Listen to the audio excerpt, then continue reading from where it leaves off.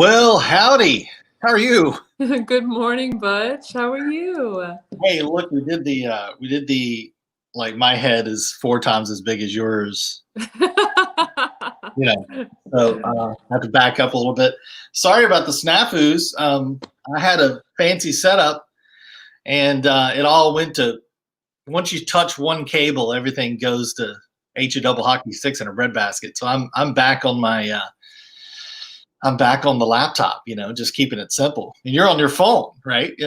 I'm on my phone, Why do we I've got got my it? Why vitamin C drink and my Christmas tree behind me. I mean, you just got to keep it simple and That's right. Merry Christmas, by the way. Merry Christmas.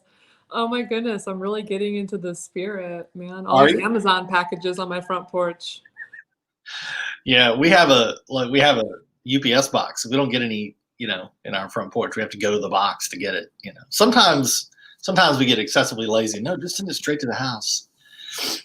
I had a Home Depot, like a big, I can't remember what it was. It was something big that was supposed to be delivered at the house, and I accidentally just sent it to UPS, and I was like, no, I don't want to have to go over here. It was like a refrigerator or something.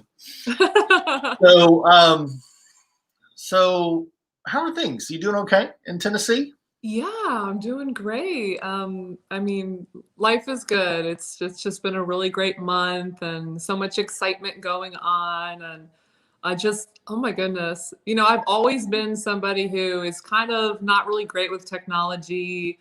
Like I'm somebody who's going to go do my grocery shopping in person, but the Sure. one thing the pandemic has really done for me has made it so that I order all my groceries and everything's just streamlined and I Right. actually love it now. Do you? I'm even Amazoning my groceries. I feel so guilty for making Jeff Bezos the richest man in the world by billions of dollars, but I love Amazon. Yeah, it is a great invention, and it is sad in the sense that we've become fairly dependent upon it. In a sense, right? Um, anyway, I appreciate you doing this experiment with me live. I'm sure all like two people watching and listening will appreciate the fact that we went live. It's super nerve-wracking. I mean, Is it really? well, I didn't have to take a Valium, but That's cool.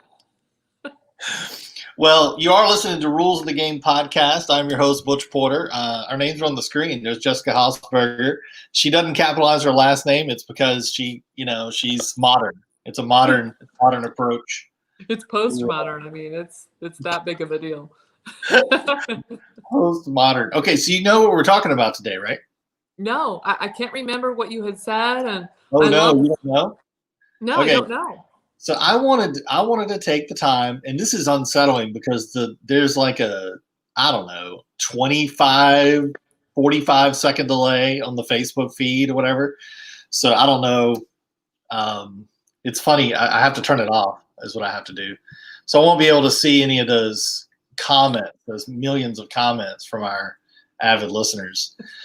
So now I wanted to talk about the identity and Ellen Page article that I wrote. Okay, Yeah, so give me a little bit of a background on it. as usual. So Jessica shows up 45 seconds before airtime, and then my camera goes out, and she's prepared. I was over prepared. I shouldn't have prepared. I should have just opened up the laptop and pressed start, right? But you, unprepared. There's something about spontaneity and just getting the information in the moment that Out there. really makes it Well, I exciting. wrote an article on Great Conversations called "Identity and Ellen Page." Okay, Okay. and my issue with the Ellen and Elliot Page thing is not necessarily her feelings on the matter or what she's trying to accomplish or who she is or I mean, I'm sure she's a wonderful person. He is a wonderful person. However you want to go. But the point is that there's more than just her and it going on. There's other factors at play. Which, for the sake of our listeners and maybe a little bit even for me, can So you you just don't fill know us who in on the whole Ellen Ellen? Page is? Do you know who Ellen Page is? No. Okay, all right. Ellen Page is an actress. She's been around for 20 years. She played in a movie called Juno. It's like 2005, maybe. Right? Yes, that was a cute movie. It was an adorable movie. Michael Cera plays the girlfriend. She gets knocked up. I mean, the boyfriend. Yes. Who knows? Maybe he'll be a girlfriend like in 15 minutes. But the point is that Ellen has decided to change her name to Elliot and be a boy. Okay. And that was decided, I don't know, a few weeks ago, right? Whoa. How old is All the she? big news about it and everything. What's that? How old is she? She's younger than us. I mean, she's maybe she's your age. 30s, maybe? She's in her 30s at least. Yeah, I think so. Okay. Yeah, she's probably in her 30s now that I think about it. So, well, she was young. Yeah, she was young in 2006, right? So, yeah, so she's probably in her 30s. Okay. But the point is that not only an industry come out and support her change to a he, they also went back and changed the name, of all the things that she had done or he had done, whatever you want to. So, okay, it's the changing of history that sort of disturbs me, right? I mean, that's one thing, and the other is that is the general principle of whether it's okay to believe something different, right? I mean, there's two different factors, or several actually, but the two big ones are, respecting her as an individual and caring about what she thinks and about herself, which is fine, and I get that. But then just because I say that, oh, good for you, you're a he now, that doesn't mean I actually believe it, right? And if I don't believe it, what good does it do me to not admit that I don't believe it, right? And that's the part. So there's two kind of major problems. One is the thought crime concept, and two is whether going back and pretending that, for instance, apparently Caitlyn Jenner, according to a lot of news sites, won those decathlons way back when. Not Bruce Jenner, Caitlyn Jenner, right? So that's just not true, right? I mean, I don't know. I don't. There's a lot of it that bothers me, but the thing is that it seems to be one of those things you can't say anymore. It seems to be one of those things that you just have to nod and say, "Hey, look, good for him," and move on. Well, Butch, you live in Virginia. I live in Tennessee. It's still perfectly acceptable to be like, what? What are you talking about? What? Okay. No, like anything else, it's a deeply complex issue. It really is. And, I'm not a psychologist and I can't speak to it, but it does seem like there's a well-documented history in particular of women who, which one is it that's more common? I think it's actually more common for men to misidentify as women, correct? There's a long established history of that. And it's always been thought of as kind of a little bit of a brain disorder, of a malfunction, whether it's gender dysphoria is the term, right? Yeah, whether it's brought about through the whole nature versus nurture thing. I think that there could be a little bit of a nature influence there, but I think most psychologists kind of agree that there's a really big nurture factor there that causes this issue. And this issue causes so much stress and uncomfortability for the individual facing it. So I just feel like as a society, our interests lie in asking the question, why does this take place? This gender dysphoria, is that what it's called? The gender dysphoria. And, what can we do for it to not take place? Because, not as a way of shaming those individuals, but as a way of making it so that people don't have to go through such an uncomfortable experience where they don't feel comfortable in their own skin with the way that they've been designed so beautifully by God or through biology, if you take a more secular view of it. But It's a complex issue. I feel like we should be able to talk about it really openly and talk about it objectively. It shouldn't be like personal and all about one person's experience. We should ask the questions why and how can we do better moving forward as a society. Yeah, I was just reminded on the thread that Umbrella Academy is the latest thing that Ellen Page has done. If you haven't, I've heard it's great. I haven't seen it. oh, you haven't seen it? It's a lot of fun. My son's a big fan. Um, so yeah, I think you're right. It is bigger than one person's experience. I think the challenge here is, and to be perfectly fair, is that she's famous, right? I mean, and there's a difference between someone like I had some responses on one of the, I don't know, some Facebook group the other day, not complimentary to me in my article. They weren't happy with my expressions of dissent. And I know that's shocking to all involved that someone might find my opinions unsavory. But, they basically relayed their own personal experience. Somebody had a spouse or a significant other that had gone through a transition. And I'm not sure of what the genders were there. I didn't follow it. But I get that, right? I mean, I'm not going to discount anyone's personal experiences, right? The challenge is that we kind of end up with, and this is how I conclude the article, we kind of end up with three choices.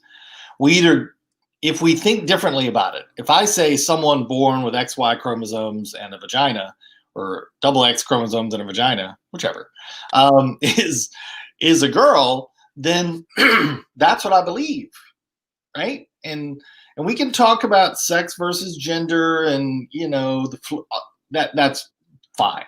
But I still am going to think of, maybe I'm an old fuddy-duddy, maybe I just can't be changed. I don't know. But if I think that way, then we have choices. Either I say, "Oh, good for you," he's doing, go Elliot, or I can say, "Yeah, not true," or I can eventually convince myself, right? Eventually, like 1984, be convinced that there are actually 5 lights. If I say it enough, then I'll become convinced that a girl is a guy. And that's fine, except for that's not really that. I mean, that has other implications, right? I mean, do we want to live in a world where that's the way it works, where, pretty much social pressure forces you to think of things differently? Because no, I don't want to live in that world. Well, there is the concept of objective truth, right? Do we know, without a doubt, whether someone is one way or the other? Well, this is where the left, to me, seems to be a little bit inconsistent, because they're always pointing their finger to it's science, and kind of how you mentioned, if you own a vagina and you have an XY chromosome, then it's XY is female or XX is female? XX. I had that wrong. Sorry. Okay. XX is female. If you don't have that Y chromosome and you have a vagina, you are technically, scientifically a female. But what we're addressing here is more of a psychology, and whether or not people should be able to identify as a different gender. Or they might not necessarily be saying scientifically I'm a female. They might even say, scientifically, I am a female, but for the social and psychological purposes, I feel like a man and I'd like to identify as a man. So this is a disordered way of thinking. When science and psychology don't necessarily line up, we see a disorder there. Now, the sad part is that, we're celebrating, or as a society with her, this decision. But what we're not looking at is the 20 or 25 years that came to this decision, the suicidal ideations, the fears, the sense of rejection, the sense of inadequacy, the sense of identity misplacement, all of this pain and struggle, and what is the solution to that? What is a way to prevent that from happening, or is it a possibility? The first experience I really ever had with this whole concept of transgenderism was really interesting. Butch, when I moved to Nashville, I was going through a little bit more of a liberal spell, Mm-hmm. especially spiritually. I really wanted to be able to worship with a wide variety of people. So I Sure. decided to attend this Unitarian Universalist church in Nashville, and attended that church for 2 years. This was Right. about a decade ago. And during that time, I was sitting in the congregation one Sunday, and a professor from Vanderbilt got up to speak. And he was very eloquent and just a very loving man, and began to spoke about his experiences attending Liberty University, which is a school that I also attended, and his experiences growing up in Pennsylvania, and his suicidal ideations, all of this. And then as the sermon began to unfold and develop, he revealed about halfway through that he was in fact a biological female, and Right. that it had taken him this long. But the story was emotionally extremely compelling. He had grown up in a way overly strict, very non-loving, I say Sure. Christian environment, but Right. really a legalistic, harmful environment. And she, at the time, wanted to kill herself. She just Right. wanted to die. And she saw Jerry Falwell, who is was the president of Liberty University, on TV talking about how he could fix homosexuals, or there was ways to do that. Right. And so she was very confused about her gender and her sexuality, but saw this on TV and thought, maybe there's hope for me. Maybe I can get healed. And then she went to Liberty again, just became devastated there, and talked about this journey in a way that was loving and intelligent and compelling, and really made me empathetic to the individual experience of gender dysphoria. Right. And so I want to divorce two concepts. Number one, how we approach the individuals in our lives. For me, that's with compassion and wanting to understand their personal experience and wanting to support them and to know more. And then how we as a society approach the problem and the dysfunction and the disorder of things that are outside what we would see as psychologically and biologically normal, because typically those things cause a lot of pain and suffering and anguish and Right. disorder for individuals and society. Does that make sense? No, it makes perfect sense. And I agree. I think, and I said it in the article, of course, nobody reads these disclaimers and articles, right? These points where I make it clear that the concern is a real one. We should show compassion and care for anyone who has reached a point where this kind of drastic measure, a sex change or a gender transition, is deemed necessary. It really doesn't matter whether we consider it. It doesn't matter what we consider it. At some point, homosexuality was considered like evil, right? Like an evil, like from Satan or whatever, right? I mean, that was a thing. And then it was considered a disease, and then just a disorder, and then it became, more considered, normal because they're born that way or whatever. And that's the issue I have, is that, there's this biological question. And when it comes to gender these days, we get really confused about whether it's something that's, I don't think that the zeitgeist can make up its mind whether it's something that people are born that way and they can't do anything about it, or it's fluid, like the whole gender fluidity thing, where they can, people can sort of choose how they direct their path and their own individual choice. And there's 75 different genders. Biology doesn't cause those things logically, right? So let's look at that for a minute. Let's look at that. Yeah. Let's look at, That's biologically, I'm trying to figure out. And I'm not like agreeing or disagreeing with you. I'm mostly just looking to explore this with you, because Yeah, me too. like we've already said, I haven't started thinking about it until we were on air. Yeah, since you But don't even know who Elliot Page is. biologically, we are assigned a sex, and that we can all agree on. So we all have a sex at Can we? birth. You know, there are exceptions to that too, but Yep. those exceptions Very are rare. extremely rare, and you know, that would be a different topic for another day. A very exciting one indeed. Right. But beyond biological sex, so let's take a look at gender, and let's take a look at the degree to which gender is fluid. There are, in our society, we have masculine attributes and we have feminine attributes. Agree? Sure. Yeah, that's probably true. Yeah. And Yeah. so, you know, to a certain extent, those attributes are determined by our biology. They're like a natural offshoot of our biology. Like you have more testosterone, so you tend to act this way, or you have more estrogen, so you tend to act this way. So, to a certain degree, those attributes are biologically influenced. Sure. And then beyond that, societies and different cultures kind of affirm some of those attributes that are already predetermined to a certain extent by our biology.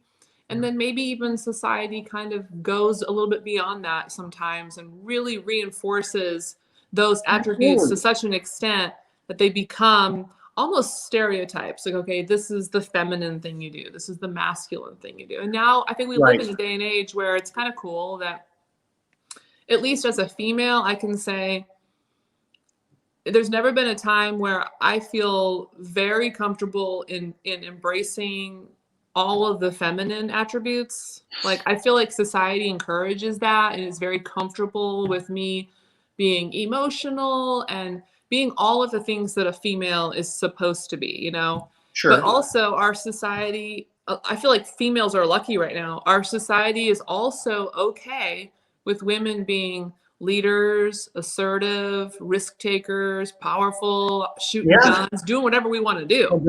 And those are male qualities, right? That's the the assumption, right? Is that you know, those are male qualities, and we're perfectly fine and actually encourage from a very young age women taking on those qualities.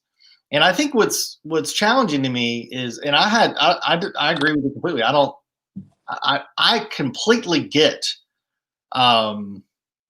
roles, right? And I understand that not everybody's going to play a role that their biology expects them to play. But, you know, so if a girl wants to do guy things or a guy wants to do girl things, I've never had any problem with that. I have no, and I don't even, the dressing and none of that bothers me. What I'm concerned with is somebody telling me that I have to think about it a certain way, right? So that's where I get a little antsy, because yes, I see a guy acting like a girl or doing girl things, and I have no problem with it. But that's different than me saying, well, that guy has now magically become a girl. And if that has happened, or that guy has always been a girl, like we've always been at war with Eurasia, you know? I mean, it was always Elliot Page. Even in 2006, obviously Elliot Page, as Ellen Page, was playing in this movie, a guy playing a girl, a pregnant girl. So your problem is not even with gender fluidity going to extremes and males and females adopting some of the attributes of each other, but your problem, from what I'm hearing, is a lot more when human beings are intervening. They're using hormones, surgery, and whatever else to actually try to reach in and change the sex of a person and declare them their new biological sex to have moved from this to this. Is that correct? No, that's not what I haven't said that, although all that's probably true. I haven't covered any of that. What I'm saying is, even like leaving aside the sex transition, which is kind of a different issue, saying that I'm a boy now and you have to treat me like a boy, you have to call me a boy, you have to call me the boy in the third person, not in my presence, you have to say my boy name. That's fine to a point, right? And I want to be respectful for anybody. If it's somebody I know and somebody I interact with, then I want to refer to them however they want to be referred to, and I get all that. but I'm not gonna believe something that isn't true, right? So if you're a believer in objective truth and you believe that's a girl who wants to be a guy, then it's still a girl, even if we're gonna call it a guy, right? So Sure. that's what I'm talking about now.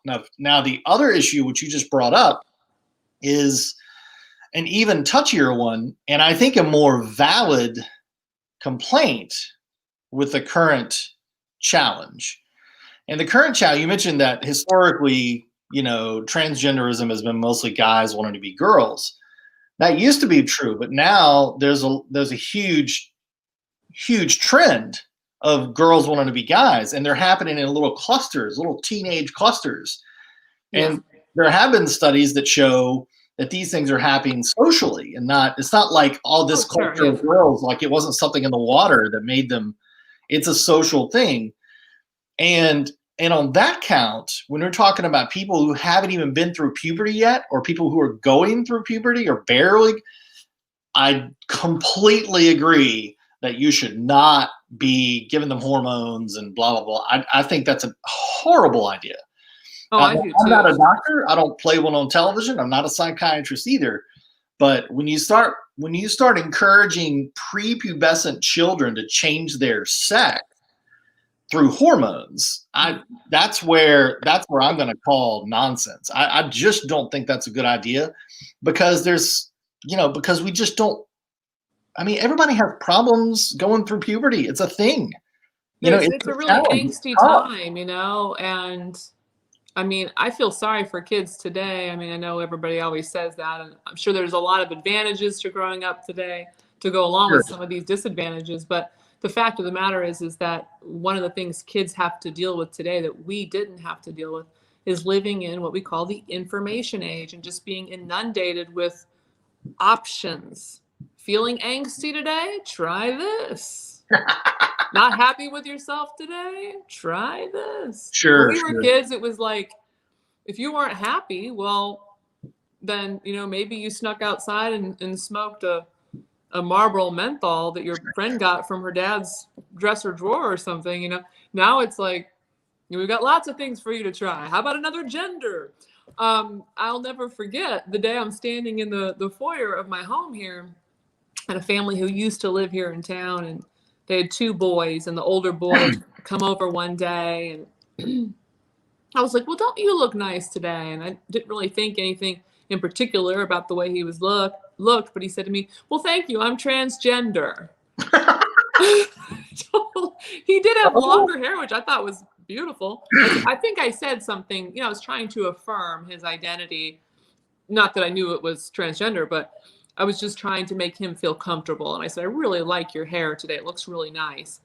And he said, thank you, I'm transgender. I didn't know if you knew.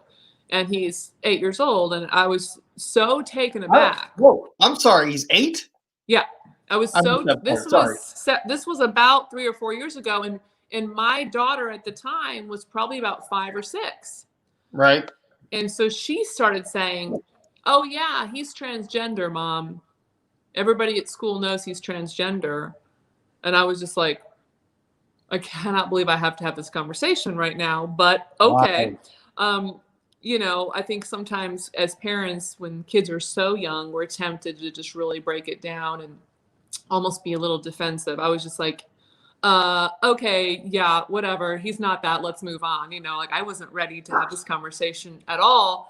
But Exactly. I also didn't want to hurt this little boy's feelings, and I was just like, well, I'm glad to hear that, and we accept you exactly as you are, and you're welcome in our home anytime. Now, his little brother, who was a couple years younger, was also coming over to the house and was very angry. It's the only way I can explain. This little boy was in a constant rage. So the older brother was ultra feminine to the point of wanting to switch his gender, and the younger brother was in this overly masculine, toxic rage as a 5-year-old. I was like, they would come over and I'd be like, who wants some hot fries from the oven to our transgender and angry friends? But you just kind of roll with it. Yeah. Cookies, anyone? And then came to find out through the kids will tell you everything that goes on in everybody's house. And Sure. that's why I'm so humble, is because all my neighbors know what's actually happening here in That's the right. house. That's right. But Everybody.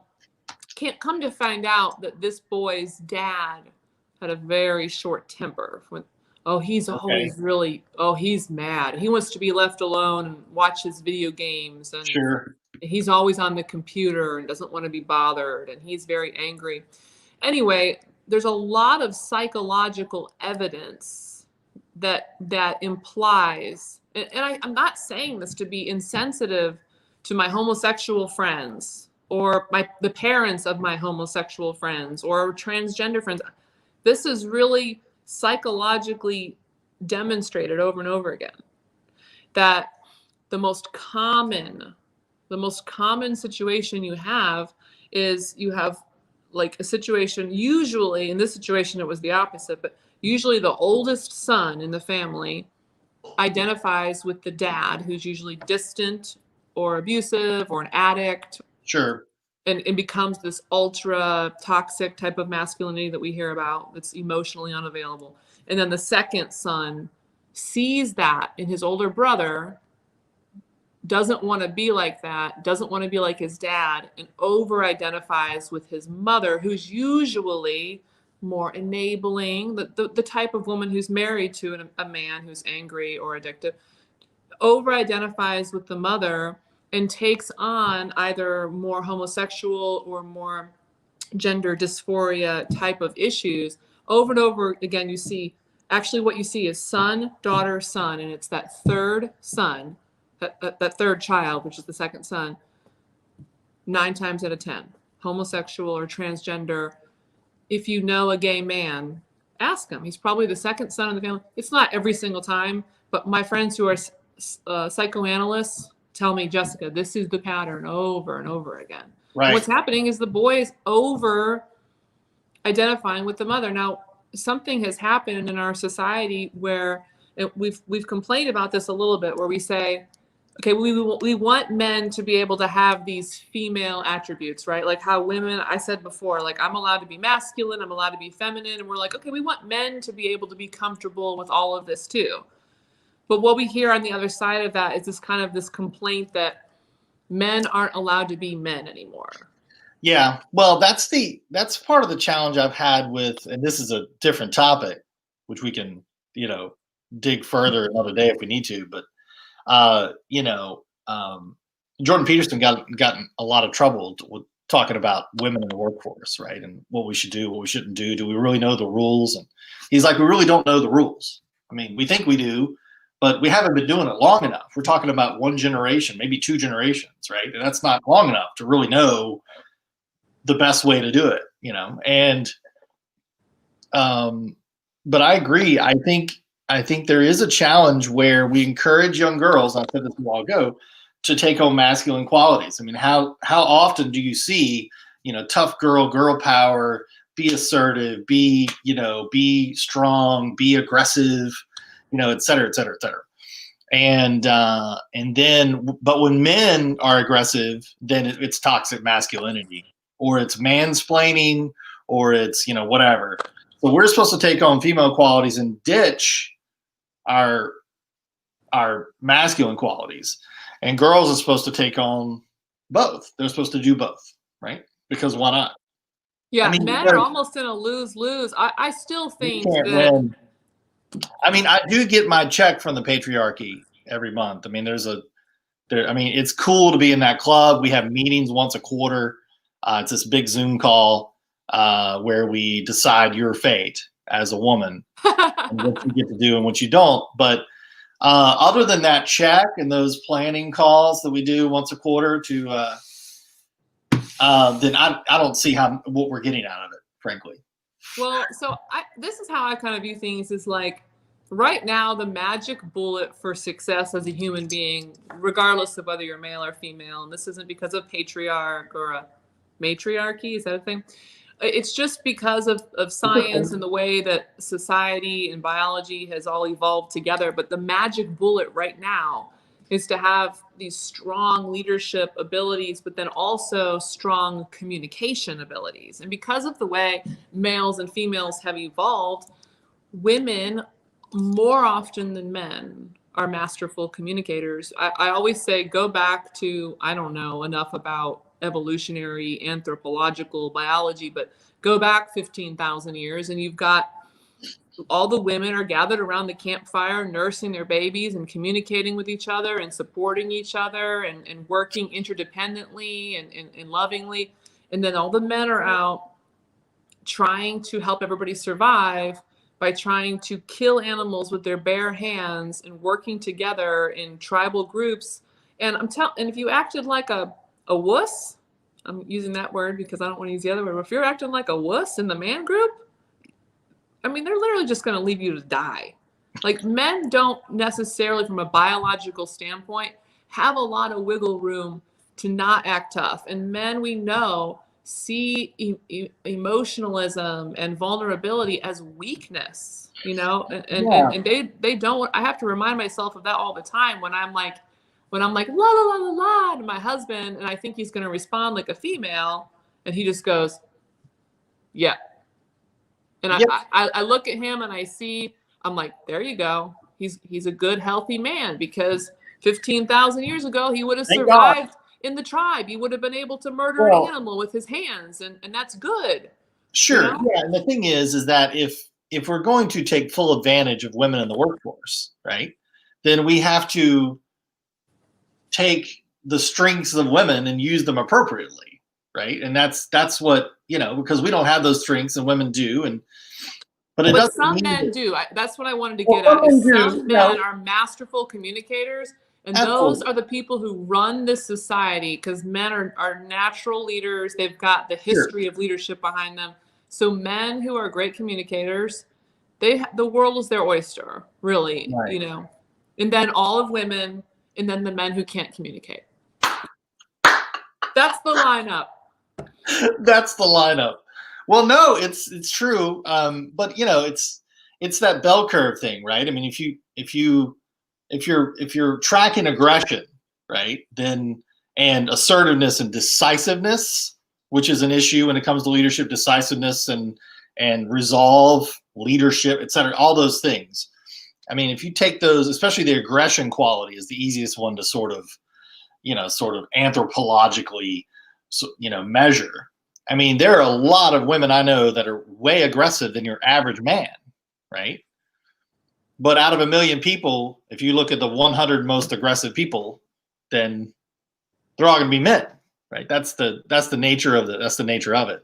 So, I mean, it's just like sports, you know, and that's the other issue with the transgender thing, of course, is competitive sports, which I just think is, you know, that's another easy box to check, where that's where you've gone a little too far. If biological men are competing in women's sports, then because it's just not, you know, it's not cool. It kills women's sports, right? I mean, do we care about women's sports or do we not? I mean, either we do or we don't, right? And that's where we have to make decisions about what. No, I'm kidding. You don't care about. I always think of like, no, I do. Raising 2 daughters. But I always feel bad for like women's collegiate basketball. You know. Oh no, we don't care about that. No, not at all. I watch men's. You're from Tennessee. You have to care about women's basketball, right? I mean, I love basketball, but you know, we are, as a society, we watch men play sports, and there's a reason why we watch men play sports. We want to see athleticism. I don't watch any female sports except for, I will say, in the Olympics. Gymnastics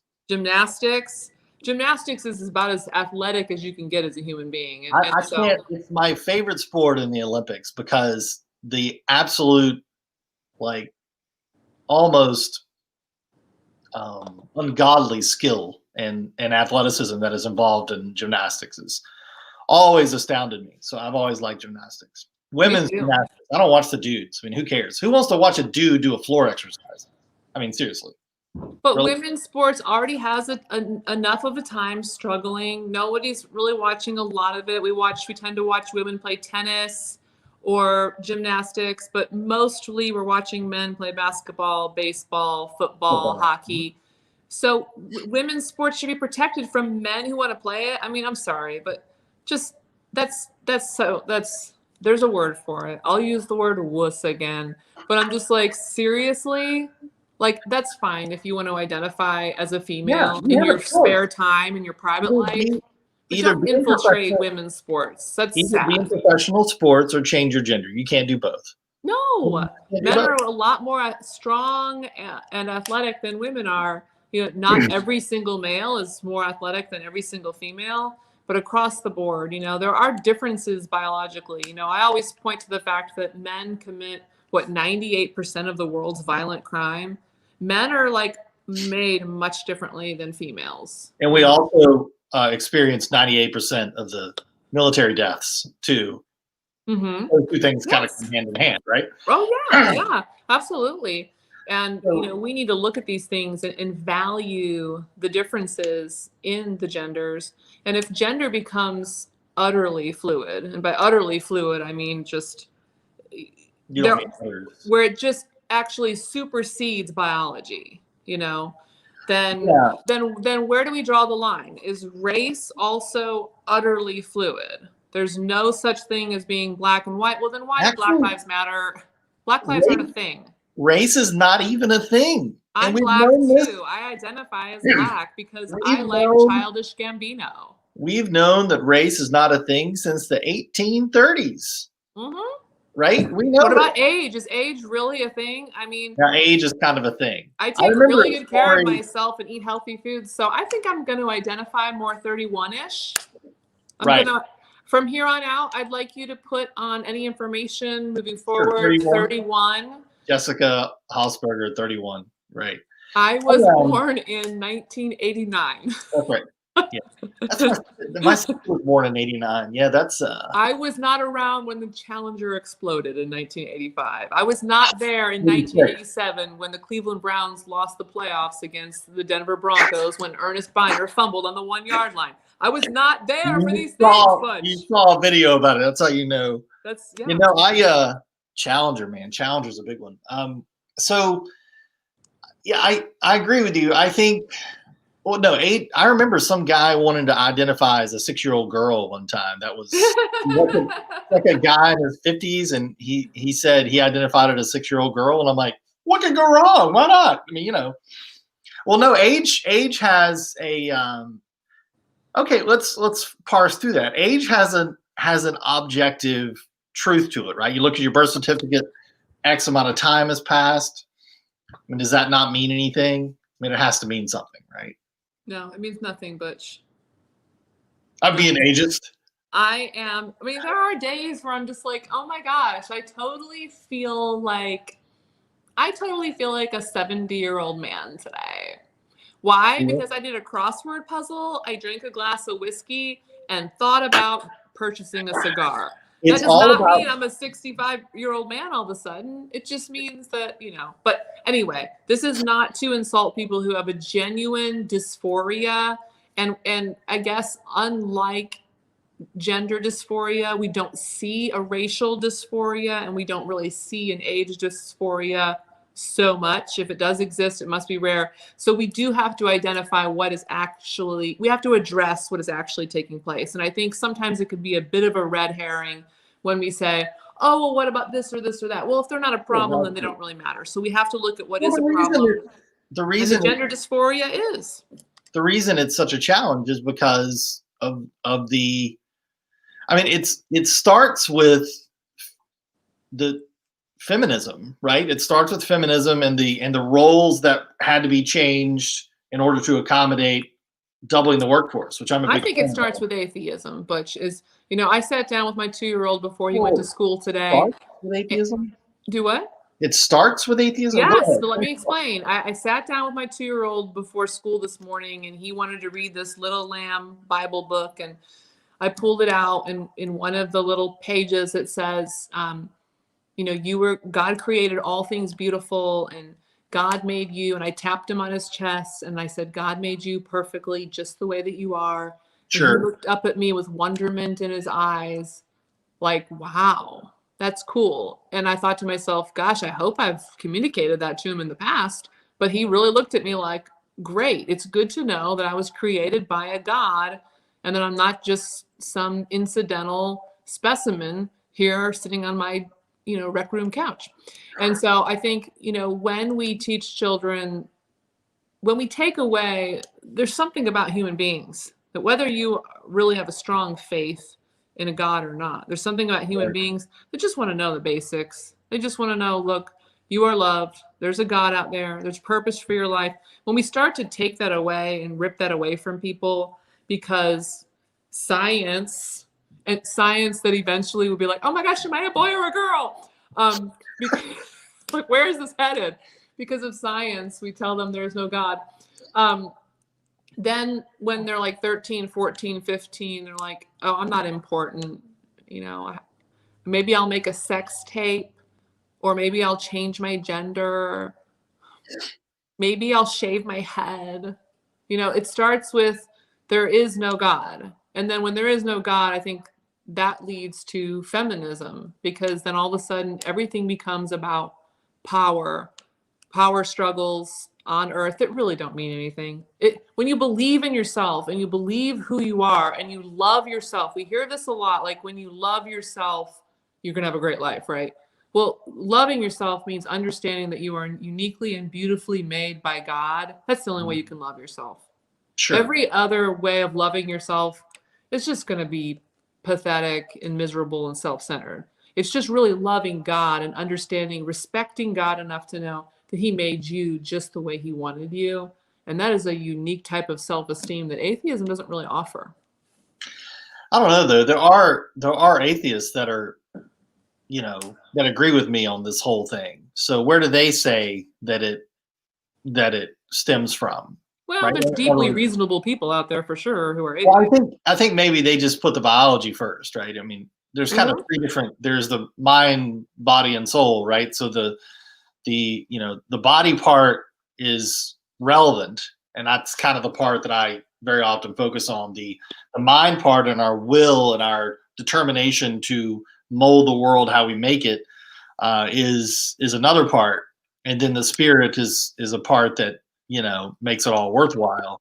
I think maybe our friends in the liberal center, most of them are evolutionary biologists or psychologists, and a lot of them are atheists. They also, kind of do this when it comes, to this, you must call a he a she kind of thing, or you're being. Which is crazy. I think evolutionary biologists are so insightful and interesting. And yep. I feel like evolutionary biology is this could provide amazing insights into human beings and what we struggle with, and that there should be no shame in that, and that if we as a society are so short-sighted that we think it's more important to protect everybody's feelings than to advance in insights and become better as a society, then how pathetic is that? That's kind of pathetic. Well, it is short-sighted. It is, and this is why it becomes kind of rough when we're talking about famous people, right? Because, it brings all of us into the conversation, whether we like it or not. We have to talk about them in the third person because we don't know them, right? And so when people start conflating these individual ideas with these famous people who are pushing this, changing history on us, I think it becomes a challenge because we do take our eye off the ball about human flourishing, right? And what it means for society, like you said, to advance, to become better, but also it stifles our ability to become better people individually, right? I mean, the truth is, to pursue good in the world is at least partially attuned to pursuing truth, right? Mm-hmm. So once you tell someone that truth doesn't really matter, only people's opinions of it and feelings about it matter, and your job is to navigate those feelings and those opinions as opposed to seeking objective capital T truth, then it doesn't make it impossible to be a good person, but it does make it harder. It does make it harder for people, especially of faith, or of people who, you know, follow the biology and follow the evolutionary biology, if you will. It makes it harder for them to fit in because everything, the big T, is considered irrelevant, and all we're concerned about is making sure everybody's pursuing their true self or their individual you or whatever. And it's all over. I mean, any commercial you watch has, all of it is about this atomization and this, I'm just going to be my unique me, you know, I'm going to be real or whatever. And none of that is, it's not all bad. There's some value to it. We all want to be unique individuals, and I perfectly understand that. But there's the other component of pursuing what is true and what is good, right? And so if we're told we can't do that, then it makes it hard to have a productive conversation about really anything, right? And then in the end, we're being told, you know, how many lights there are. That's a reference, by the way. If you know, 4 Lights, 1984, Star Trek: The Next Generation, right? You know, you torture somebody, and you until they are convinced that there's something there that's not, right? Well, yeah. I mean, this really goes back to something that has been a theme for me this entire year, and that's the importance of diversity in thought, and you know, in not having to bully people into scientific truth. You know, science is an ever-changing landscape of information, and you know, last I checked, we weren't like, there was no announcement like, we'd like to make an official announcement. We've collected all of the data. It's in for the entire universe. There's nothing left here to see, people. And we have science here. And this is the science. Let's just tell you what it is. Really? It's a changing landscape. We've got access to maybe 10% of it. You know, so arriving at science is not a thing. Science is a journey. It's a journey, and we're always learning. And so therefore we have to keep a humility on our belief system. And I think you and I have to have that, you know, even as we approach this gender dysphoria, but that just makes us more emotionally cautious. I think, you know, to look at something that really flies in the face of just basic truths and to celebrate it is a little bit odd. To maybe practice a level of acceptance and compassion is judicious. Big fan of that. But to put somebody on the cover of a magazine and say you did something heroic by changing your gender or whatnot, that really alters the definition of what heroism is. You know, heroism is doing something self-sacrificial for other people. It's taking one for the team. Well, it's not self-celebration. That's not heroism. Well, I don't want to change these traditional definitions of words into something that's just doesn't sound like truth to me. Truth tends to ring true. But Caitlyn Jenner on the cover of whatever magazine with her hair all over the place, like, I'm special, does not ring true to me. But yeah, it is a challenge. I think we watched a movie for our reading group. You may have heard of it, this reading group. But we watched Inherit the Wind, which was about the Scopes monkey trial. And if you haven't had a chance to watch that, I do recommend it. It was funny because in the same week we watched a movie by the same director called Judgment at Nuremberg, and it was the same year. I mean, it was the following year, and it had the same kind of central character, Spencer Tracy. Right. And in both cases, he's the reasonable guy in the room, and he really does strike a fantastic balance in both movies. But same director, a year apart, they managed to make Christians in Mississippi,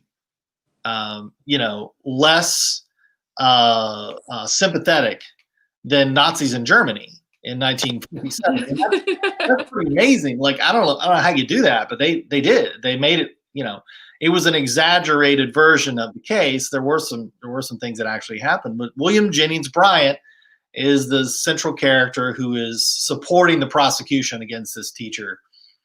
And in the real story, in the movie, they changed the names and they moved it to Mississippi instead of Tennessee, and because it was hotter, and I guess it was, everybody could sweat and it was fine, and it's cheaper makeup, I guess. They just moved it to Mississippi. Plus, they can make it look that much more country. Apparently they're even countryer in Mississippi. It's just right across the border, but it makes a difference. But they really did. I mean, scientism is the issue at play there, and this belief, which was caricatured in the movie, of course, because flyover country started. That's an old thing that folks in the middle of the country don't. They're just a bunch of country bumpkins that don't know anything, and they're just clinging to their gods and their guns and blah blah blah. So, but the issue was that scientism comes up a few times, this concept that science has all the answers for us. And it was dismissed pretty thoroughly, in the film. But one thing that does come out of the film that we all can learn from is this concept of adjudicating people's thoughts. If we're controlling what people say, then we're controlling how they think. That's the long and short of it. If we're telling people that they have to say a certain thing, because if you don't, you're being disrespectful, then we are telling them how to think. You may not believe that. You can argue with me till the sun, till the cows come home, the pigs and fly to frozen hell, whatever. It's true. If you tell people what to say, you tell them how to think. That's why we have a First Amendment, right? So I know no one's getting put in jail for calling Elliot Ellen or whatever, and I get that. But this tendency to pretend that the singular and only consideration is one individual's thought about themselves, and that there's not other things at play, then I think that's where it kind of goes off the rails. I think they've taken the concept of "to thine own self be true" a little too far. But, well, let me ask you this then, because Sure. the things that I say, social media has become, especially in the year of a pandemic, a place where people say so many of the things that they want to say or need to say. But whether it's directly through what we think of now as Facebook censorship or whatever, or whether it's indirectly, which means trying to avoid the negative feedback of all the people on your friends list, social media has become naturally this very censored environment where most people, I would say the vast majority of people, are very careful with not saying anything, not bringing up these topics, not expressing their opinions on here. And when they do, like, there is the punishment, there is that social impact of, Sure. and each time they get punished, I'm not going to do this again.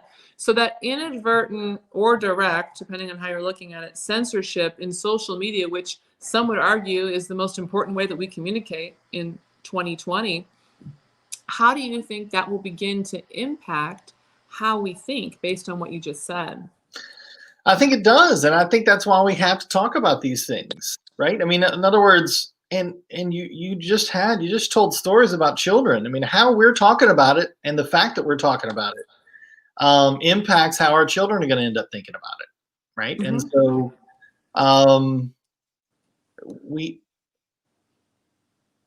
the issue is that you said it earlier, diversity and thought, right? It's not diversity of all those other things and not. I mean, if you had diversity in all those other things, but everybody thinks exactly the same way, then you don't have diversity at all, in my humble opinion, right? But it is incumbent upon us to have the hard conversations, the tough conversations. May I say the great conversations, which are almost always tough conversations, right? And Sophia Nelson and I talked about it a few weeks ago. If you're going to have tough conversations, if you're going to have conversations about big ideas, they're going to be hard, and people are going to disagree, and there's going to be different points of view, and that subject object problem comes up over and over and over again.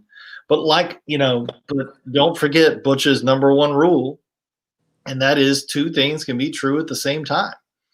Someone can actually really believe that they need to make a change in something as drastic as their sexual or gender identification.